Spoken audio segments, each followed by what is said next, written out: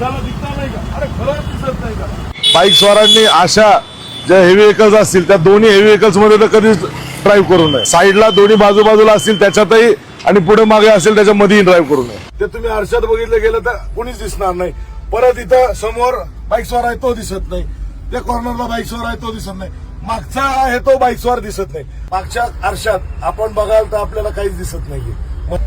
तर सगळ्यांना विनंती करतो की कृपा करून ह्या सगळ्या ब्लाइंड स्पॉट्स मध्ये गाडी चालू नका.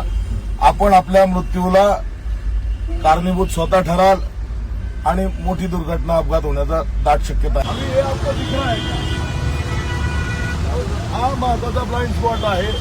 हा सगळ्यात महत्वाचा ब्लाइंड स्पॉट आहे जे की बायकर्सला कळत नाही. ते अंधारात दिसता नाही का? खरंतर त्याला ह्या ठिकाणी जो ट्रक ड्रायव्हर असतो किंवा हेवी व्हेकल ड्रायव्हर असतो त्याला ह्या स्पॉटमध्ये 100% दिसत नाही. तर ह्या स्पॉटमधनं त्याला कट मारतात. आता एवढी मोठी गाडी आहे आणि ह्याला जर कट मारला तर त्याला 100% हा दिसत नाहीये. तिकडं आहे का? अजिबात नाही दिसत. तर हा जरी बघितलं तर ह्याला पण दिसत नाही. आता पूर्ण असा आडवा जरी झाला तर त्याला अजिबात दिसत नाही तो काय येतो. तुमचा जीव घेण्याची काही इच्छा नसती किंवा काय त्याचं हेही नसतं, पण हा त्याला अक्षरशः दिसतच नाही. पण बाईकस्वार एवढ्या क्लोजली ड्राईव्ह करतात त्याच्यामुळे जीवाला ते बरेचसे बाईकस्वार आपले या चुकींमुळं जीवाला मुकतात.